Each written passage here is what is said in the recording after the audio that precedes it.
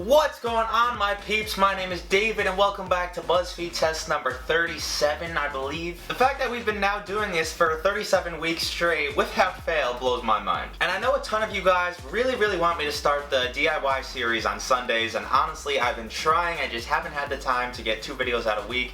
Within the next month though, I promise I'll get you one. Anyways, let's get into this week's recipe. This one's kind of an old school one, and H.TXX has been suggesting it on every single video for months, as well as all the other people I'm showing you here. Pigs in a pretzel blanket. At first glance, this one seems like it might be on the simpler side, but whenever I say that, I tend to have a hard time with it, so let's get right into it.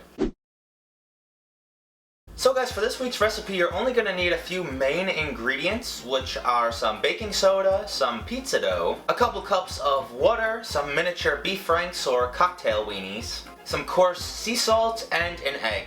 And let's begin this process by first tackling our dough. So, if yours is refrigerated, I highly recommend that you leave it out for 10 to 15 minutes, or else it's going to be super cold and difficult to work with. As you can see here, at first I had a little bit of a difficult time rolling them out and then throwing the hot dog and rolling them up nice and even, but eventually I got the hang of it and just pumped all of them out until I didn't have any more dough. You also want to make all of these as uniform as possible, so when you throw them in the oven, they have somewhat of a close cooking time.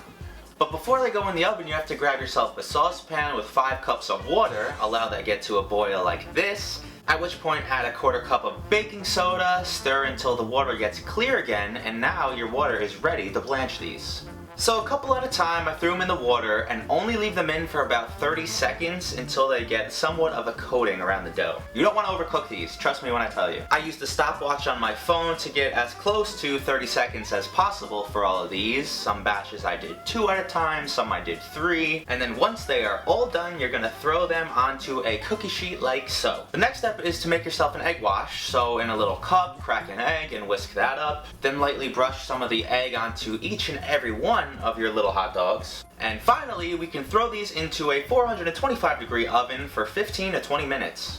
In the meantime, I'm gonna whip myself up a quick little nacho cheese sauce. So in a different pan, I threw in some butter, some flour, let that cook down for a little bit, then a cup of milk, let that cook down, and then throw in a couple handfuls of cheddar cheese until it gets nice and thick like this.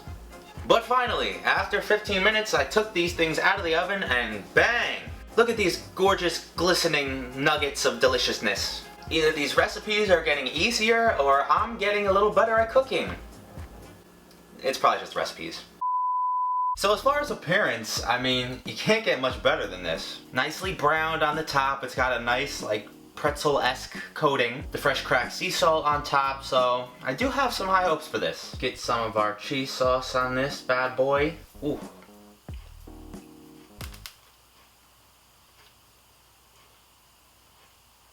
I am very pleasantly surprised at how much this actually tastes like a pretzel. That crispy coating on the outside is delicious with the salt. The cheese is a good addition. My only issue, which is probably my fault, is inside it's like on the raw side. It's raw, Melissa! Yes, chef. It's raw, come on!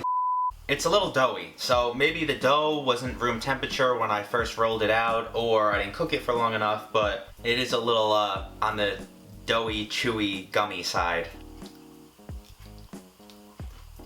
And it still tastes great. So if any of you guys are planning on making this, let your dough get down to room temperature and rise a little bit before you chop it all up. And you might want to cook it for a couple minutes longer. But other than that, this is a pretty good recipe. I'll give it an 8 out of 10. Hope you guys enjoyed today's video. If you did, smash a like on this one for me. I know a lot of you guys are new around here, so if you are and you haven't yet, hit that subscribe button right under this video so you don't miss my future ones. And also, for everyone, I have a second channel that I've been posting vlogs on every couple days or so. So I'll link that in the top line of the description if you want to go check those out as well. As always, you can always hit me up on Twitter or Instagram with recipes that you want me to try. And other than that, have an absolutely awesome rest of your week. I'll see you right back here next Thursday. Peace!